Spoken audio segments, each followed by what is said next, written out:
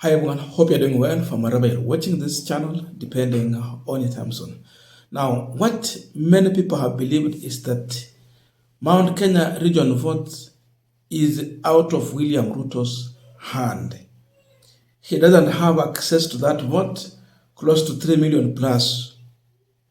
And therefore the question has been, how does he replace the Mount Kenya region votes?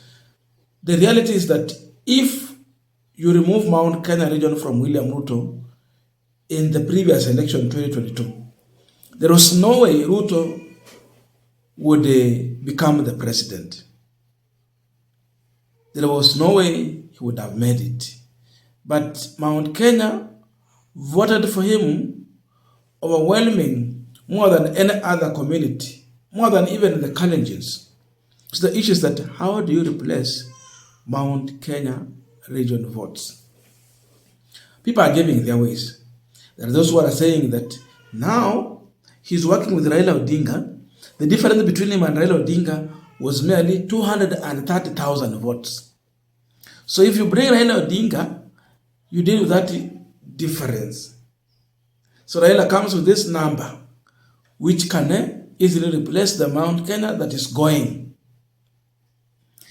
There's that argument, but the question is, will Raila Odinga transfer his support direct to William Ruto? Is there a way that all the people that supported Raila Odinga in 2022 are willing to do it in 2027?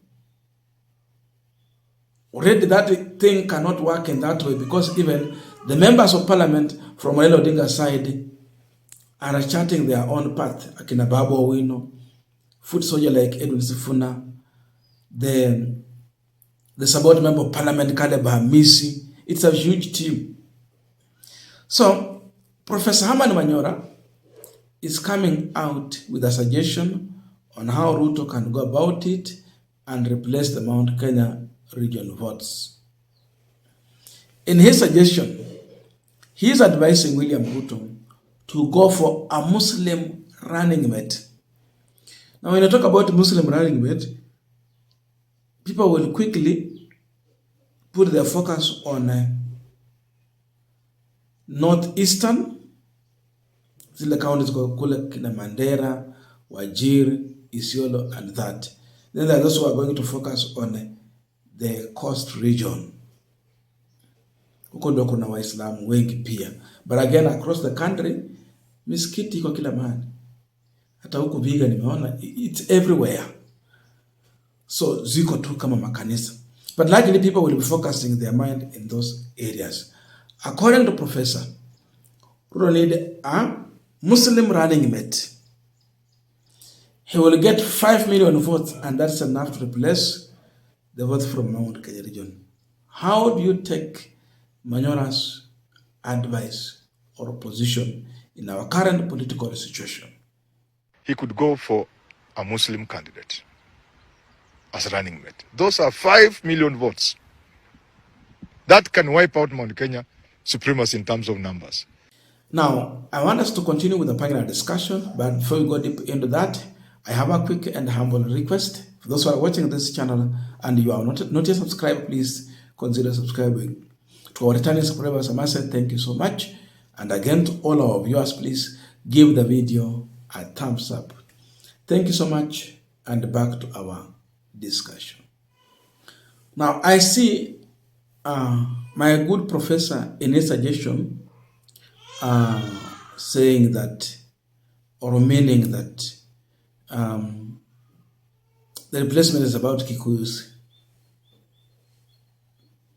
But I don't know if he has asked himself a question about Ruto maintaining the other people. Now, he's talking about Kikuyus because Gachagua is out.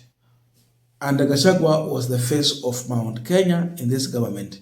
That means he was impeached, and therefore he goes away with that support. Now, even with Gachagua's impeachment, there is a lesson that we are learning. That position of a deputy president is a useless position. It just needs the support of the person in the State House. It cannot be independent office. It means anytime you can be removed. And even if you're not removed, you can be in that office without responsibility, because the responsibility, most of the responsibility in that office is delegated responsibility from the president. Akupea assignment, fanya hii, fanya hii. Akuja na ile executive order paper, akupea responsibility. Siku nyingine anaweza toa wakati wowote. So it means ni ofisi ya kunyenyekea wakati wote. Ni ofisi ya kunyenyekea siku zote.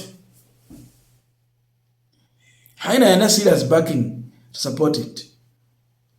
And again, mtu akasirika na wewe siku yote anataka kutoa. Can just mobilize using resources na wabunge waku kufanyia impeachment huko nyumbani. So with that, it reveals that this office si ofisi ya kushabikia sana, hapana. But then Manyora is telling us that we might be moving from the, our politics has been, we have local politics. Our politics is local. That's the truth. Tribes. So that's why we mobilize from the, kingpins and all that. So we want to move from tribal politics to religion politics. Though in Kenya, the reality is that we've never had religion politics. Tumeona Wakristo na Waislamu wakipiga kura tu kwa misingi ya kwamba labda kijamii. That kiongozi wetu tumeona wanasimama na hii chama, kwa hiyo watapiga huko hivyo. But now Manyora is bringing that religion politics, of which I believe is dangerous. It's more dangerous than even tribal politics. Haita sound vizuri. But now that is where he is taking us to. That's the direction now we are moving to. One question that I ask, does Muslim don't feel the betrayal Christians are feeling? Because we've all suffered under this regime.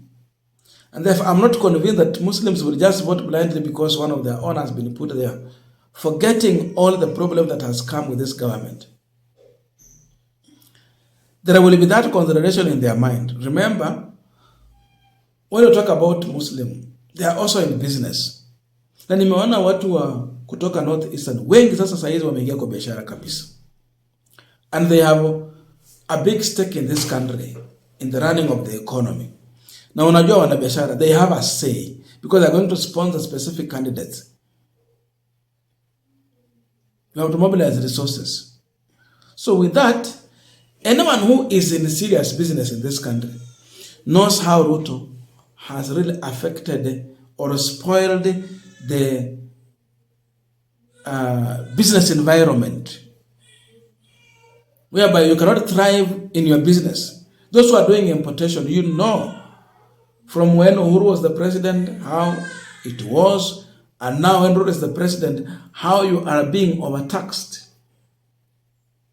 So wanasema they are taxing, ulikuwa unaleta container yako, then they just tax according to kilos. Saizi they are taxing according to the quality. Hata kama ni nguo wanaangalia brand, wana tax quality, paka na mtumba. But kitambo tu unaleta vitu zako zote, wanapima kilo, wanapiga tax. How will such people vote for William Ruto? And one businessman or woman has employed how many people? And how many lives are they supporting? They also have resources. They can plant a sense of political direction in the people from where they come from and those that they support directly or indirectly. So for me, I don't see it very easy that you can bring on a Muslim running mate and hoodwink our Muslim brothers and sisters to vote in the religion line that one of our own hako hapo. I don't think if it will work. In the previous patterns, what I've been able to see, and you will correct me if I'm wrong, whenever we have a general election, and it is now a transfer of power, whereby the sitting president is going home and the new government is going to be formed. Watu wa Northeastern nikiongelea hao sana sana, they always vote against that candidate. But when someone is seeking for re-election, out of fear that they have had some time back, utapata wale watapigia serikali na wengine wakatai. So kuna division. But mostly wakipigia kura a new president, wengi wao wanavote against.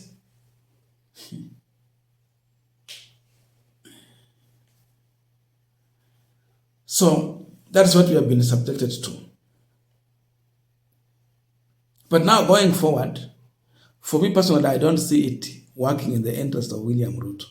Maybe Manyora is just coming here to test the water and see the reaction from the people. But voting on a religion line, it will not work. The same way a Christian has suffered under William Ruto, it is the same way a Muslim also has suffered under William Ruto. And we have all suffered. I hope people are going to vote with their brain well intact. Not tribal, not religion. If we go in that direction, we also find ourselves in another mess up. I don't know your views, but please let us meet in the comment section to continue with our discussion. Thank you so much and see you in our next video.